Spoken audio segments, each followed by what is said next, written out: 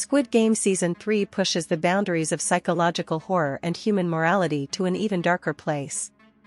What started as a fight for survival among 456 desperate individuals has evolved into something far more twisted, where even a newborn is counted as a contestant, the front man's secrets begin to unravel, and a global version of the deadly game is quietly being set in motion behind the scenes. The season begins with chaos. A failed rebellion attempt leaves almost every escaping player dead, except for one, Gi-hun, player 246. In a rare moment of mercy, a guard scans his chip and realizes he's marked as eliminated. For some reason, he's spared.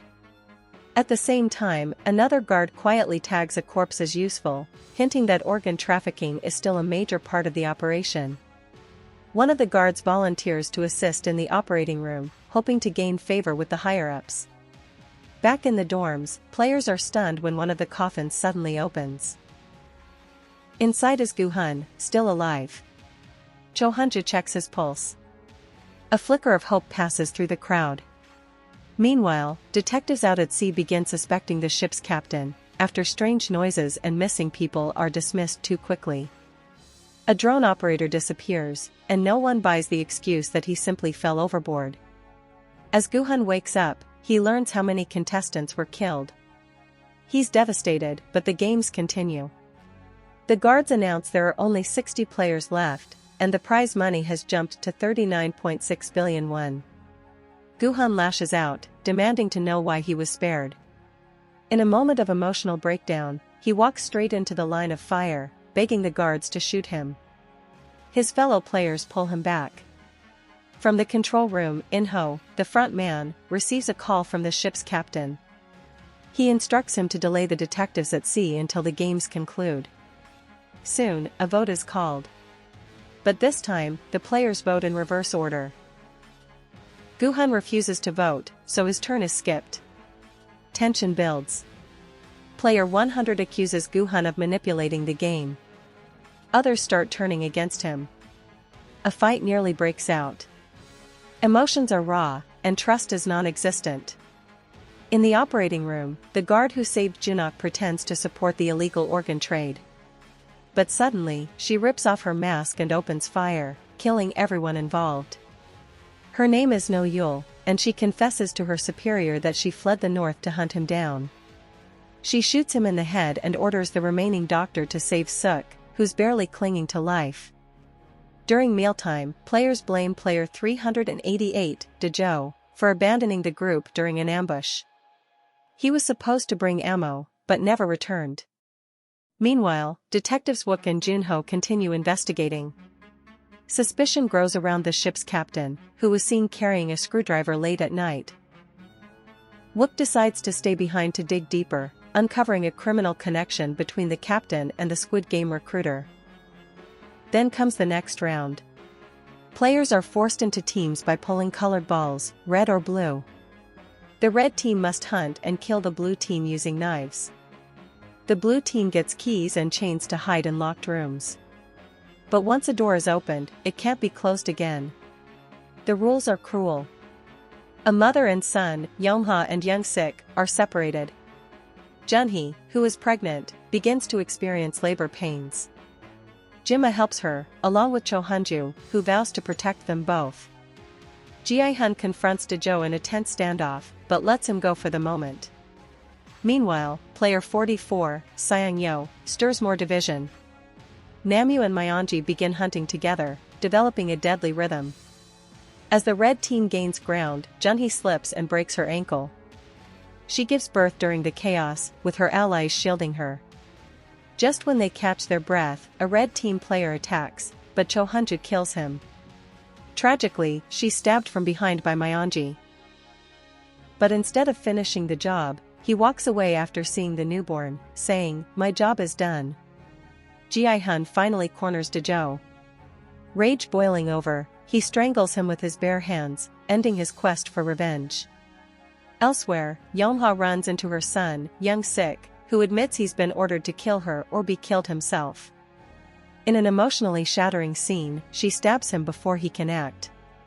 The guards then execute Young-sik as he lies wounded. Yeonha is broken. Later that night, she hangs herself in the dorm. Meanwhile, a player's failed assassination attempt on a guard reveals they're still alive, but only barely. The female guard shoots him to protect her partner. As more guards report bodies with signs of life, they begin rechecking higher floors. Panic grows. Myonji loses his necklace, the one with the pills. He begs to go back, but the guards deny him. Then, a baby's cry echoes through the hall. Junhee and Gi-hun step forward, child in arms. The room falls into silence. In another room, No-yeol tends to Junok, who's now in disguise, wearing a stolen guard uniform. She gives him instructions, telling him to obey if he wants to survive. In the VIP lounge, a new guest, rumored to be invited by Namil, joins the elites. They toast to a thrilling game, hinting that a global expansion is in the works. The baby is officially declared Player 22. Then, a jump rope game begins, but this is no ordinary rope. It's metallic, fast, and deadly. Players must cross a narrow bridge while jumping the rope. Fall behind, and you're gone. Namyu tries to cross first to retrieve his necklace. But when he finds it empty, he panics, and is smacked mid-air, falling to his death. Gi-hun carries the baby and barely makes it across. A player waiting on the other side starts pushing others off the bridge to secure his spot. Gi-hun is disgusted. He threatens to throw the man off himself if he doesn't stop. Meanwhile, Junhee, struggling to walk, argues with Myonji, who offers to carry her. She rejects him, accusing him of killing Cho Hunju. He claims it was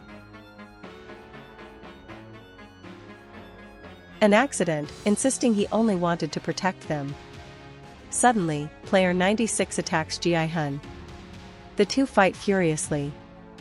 Gi-hun stabs him in the eye and throws him back onto the bridge, where he's struck and killed by the swinging rope. Gi-hun yells for Junhee to wait, he'll come get her. But she begs him not to. If he comes back, he might die, and the baby will be left alone. She pleads with him to raise her child. Then, she jumps, sacrificing herself. Elsewhere, Junok and No-yeol plan their escape. In the VIP suite, the hosts discuss how including a baby changed the entire game. Some think it was brilliant. Others are horrified. But the leader declares, the baby will now compete in place of the mother. A final vote begins. One contestant suggests they all vote X and split the prize money. But guards interrupt, announcing that there are now 9 players left. The others protest. They count 8. But the guards clarify, the baby is player 22. As the group starts threatening Gi-hun, the guards step in. Meanwhile, the investigation continues off-island. Wook discovers the captain is directly linked to the recruiter. He finds a photo and even an official guard uniform. Just when he's about to expose everything, he's arrested. In a final call to Junho, he warns, Captain Park has been exposed. Back on the island, a new game begins. Gi-hun holds the baby, ready for whatever comes next. Whether he becomes a hero, or turns into the very monster he's been fighting against, remains to be seen.